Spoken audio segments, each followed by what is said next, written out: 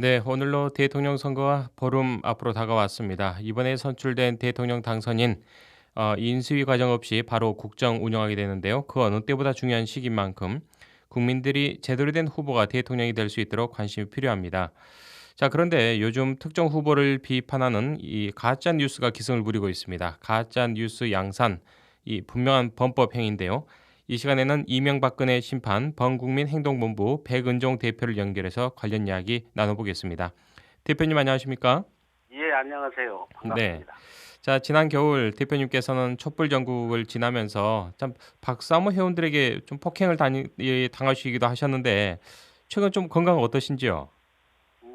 건강은 좋고요. 예. 박사모를 추종하는 그 박사모들의 태극기 모독 집회에 저희가 이제 그 부당하다 이게 그래서 저희 응징언론 서울의 소리가 그 응징 취재에 나서면서 이제 예. 그자들의 어떤 강적인 행위 저뿐이 아니라 많은 사람들이 코뼈도 부러지는 등등 예. 그런 그 폭행을 당하기도 했는데요. 저는 원체 좀 기가 세서 크게 다치지는 않았고 부상도 있지 예, 않았고 다행입니다. 예. 그런 상황입니다. 예.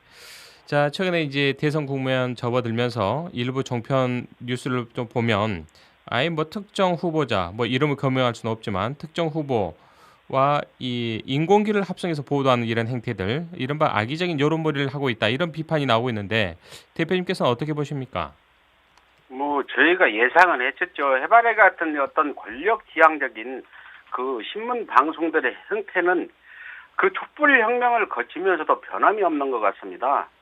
네. 특히 4월 초부터 자신들이 그 우려하는 후보보다는 자신들의 입맛에 맞는 대통령 후보를 지원하기 위해서 국민 기만 왜곡 보도가 지금 현재 도를 넘고 있으며 정복몰이로 대세를 바꿔보려는 종편들의 기도는 점점 더 심해질 것으로 보입니다. 예. 그렇다고 박근혜를 파면시키고 구속시킨 촛불 시민들이 절대 흔들리지 않는 그런 저는 믿음을 가지고 있습니다. 절대로 이번 대선에서 죽서서 개는 주지 않을 것이다. 저는 확신하고 있습니다. 예.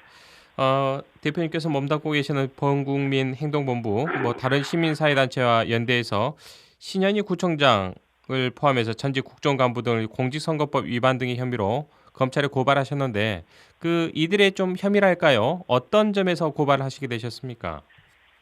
저희가 그 우연히 카톡방을 들어가게 됐고요. 네. 거기서 그 내용들을 봤을 때 정말 경악했습니다. 그런 상황들을 보면서 또 다른 단체들이 이런 것들을 하는 단체들이 거의 없어서 저희 이명박근혜 심판 범국민행동본부와 조선의열단 기념사업회가 신현희 구청장 또 국정원 전 고위 간부 등등을 고발하면서 이제 그 많은 언론들의 보도도 있었고요.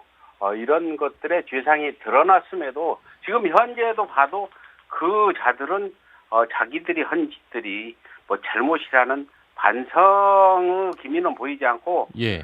그냥 그 파렴치하게도 계속 자기들이 무슨 애국자인 것 마냥 이런 짓들을 하고 있습니다. 그래서 저희는 그런 사람들의 그 죄상을 낱낱이 알려서 국민들의 어떤 비판 여론이 비등해지면 좀 자들어지지 않을까 이런 것들이고요. 또 이러한 자들을 그냥 놔두고 또 이러한 자들의 어떤 인적 청산으로서 쓸어내지 않고는 어떤 우리가 이 사회가 정의롭고 평등한 사회 이런 건설이 불가능하다는 확신 때문에 저희는 계속해서 고발을 해 나오고 있습니다. 예. 이들 또 뭐 이런 내용도 있는가 하면 친박 성향의 카카오톡 단체 대화방에서요. 문재인 후보를 비방하는 가짜 뉴스를 직접 생산하는가 하면 이를 또 공공연히 퍼나르기도 했는데 이후에 뭐 어떤 구체적인 조치가 좀 이루어졌습니까? 그렇죠.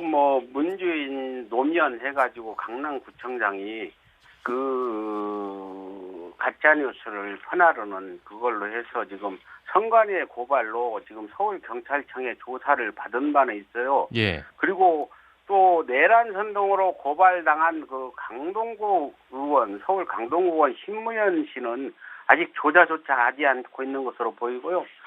국정원 상황실장, 전 국정원 상황실장 신흥식은 지금도 이제 인터뷰에 추정 60번에도 나왔는데 내가 크게 뭘 잘못했냐 하는 같은 그런 태도이기 때문에 저희가 재차 이번에 그 가짜뉴스를 양상한 박사모 그 박근혜 추종자들을 10여 명을 무더기로 고발하게 된 것입니다. 예. 지금 현재 경찰에서는 이런 고발들을 하고 있는데도 뭐 왜 무슨 일인지 그렇게 더디게 수사를 하는 것이고 또 자기들이 직접 어떤 인지해서 검찰이나 경찰이 수사해서 어떤 처벌했다는 건 지금 한 건도 저는 그런 소식을 들어보지 못한 예. 그런 현 상황입니다. 예.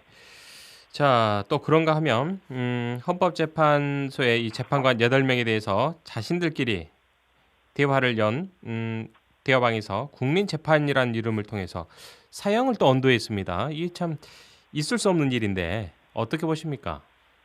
근데 그거 가서 이렇게 제가 카톡방을 봤는데 참 이자들이 제정신인가 하는 그런 생각이 들고 있어요.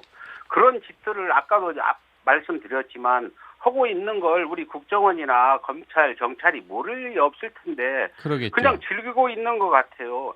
그냥 놔두니까 이자들이 이게 무슨 장난 삼아서 하는 건지 정말 진정성 있게 하는 건지 또 범죄 행위인지조차 모르고 하는 건지 네. 이런 상황이지요. 태극기를 앞세워서 태극기 뒤에 숨어서 이러한 비열한 그 내란 선동 범죄 행위를 자랑스럽게 하면서 자기들끼리는 애국 시민이라는 이런 자랑을 하고 있는 참 대한민국 현 상황이 한심한 노릇입니다. 예.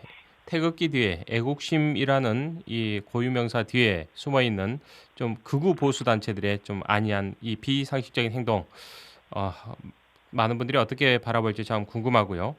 자, 대표님, 아무튼 이른바 식자층이라는 이런 사람들도 단체 대화방을 통해서 특정 후보를 비방하고 또 말도 안 되는 이런 이야기를 좀 퍼뜨리고 있습니다. 이처럼 최근에 가짜 뉴스가 기승을 부리는 이유 어디 있다고 보십니까? 뭐 아까도 말씀드렸지만 어떤 그 가짜 뉴스를 양산하는 게 꼴부수 이제 그 인터넷 매체들이 주로 그걸 하고 있는데요. 박정희 분열을 맹신하는 광신 세력들이 지금 대선에 좀 영향을 끼쳐서 쉽게 말해서 전쟁, 남북 전쟁이라도 일으키기를 바라면서 어떤 그런 그 박근혜의 재기를 바라는 그런 그 열망이 네. 그 가짜 뉴스를 퍼뜨리고 있는 것 같습니다. 예. 자, 지금까지는 제가 좀 미리 제작진에서 보내드린 질문을 제가 여쭤봤고요. 이 질문에 없는 걸 좀 여쭤보겠습니다. 예. 최근에 그 이제 대선 후보들 총 15명이 나왔고 주요 후보 5명 중심으로 대선 토론들이 이루어지고 있지 않습니까? 자, 예. 촛불 민심 제대로 받들고 있다고 보십니까? 저희 현재 저는 현장에서 많이 활동을 하기 때문에 많은 이야기를 들어봤지만 지금 현재 대선에 출마한 사람들이 예. 촛불 민심을 받아들일 수 있는 만족할 만한 후보는 없다고 얘기합니다. 예.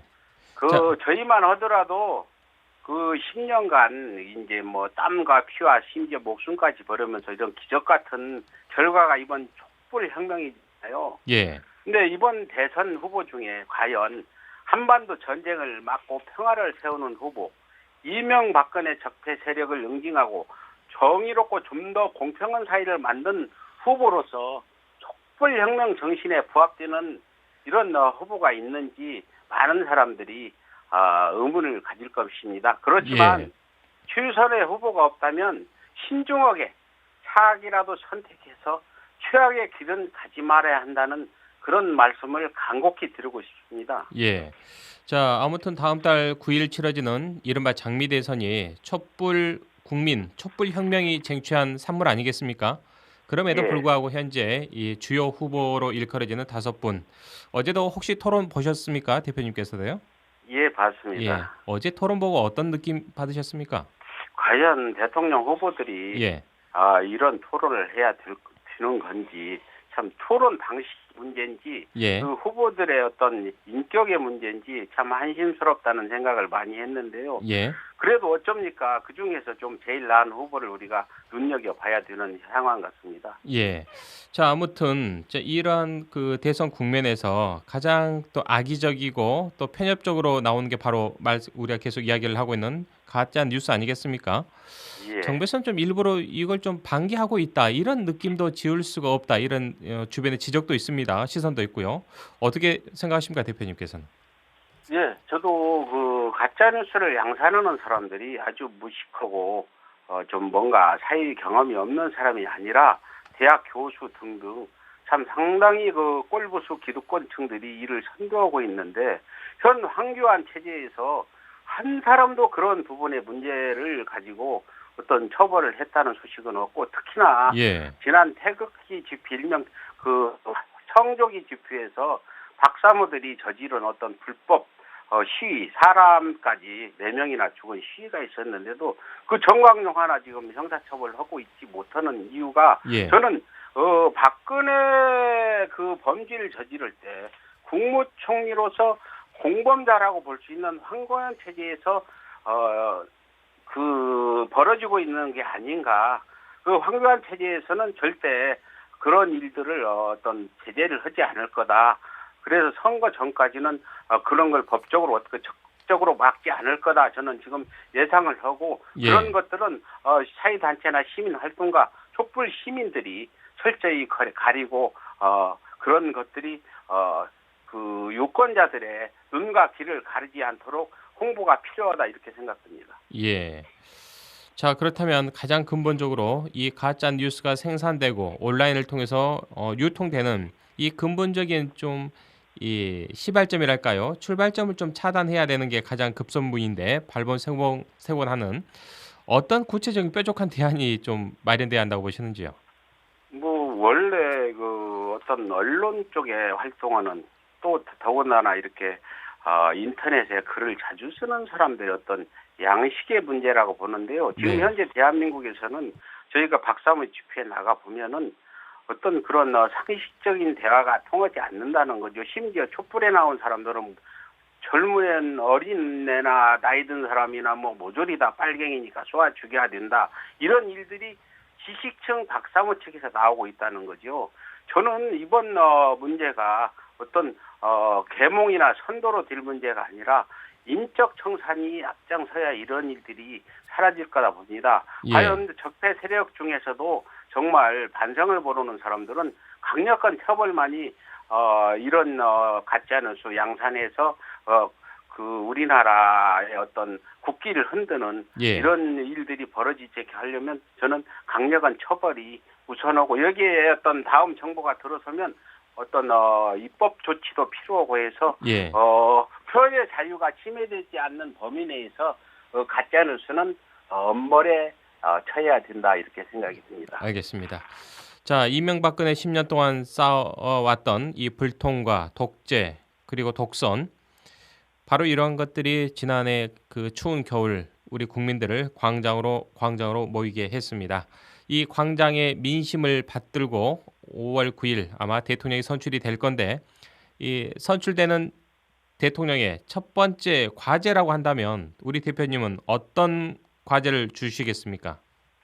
첫 번째 남북 간 한반도 전쟁을 막는 게 첫 번째 저는 과제라고 봅니다. 예. 그 위에 그게 선행이 돼야 우리가 다른 것이 진행이 될 수 있는 거지.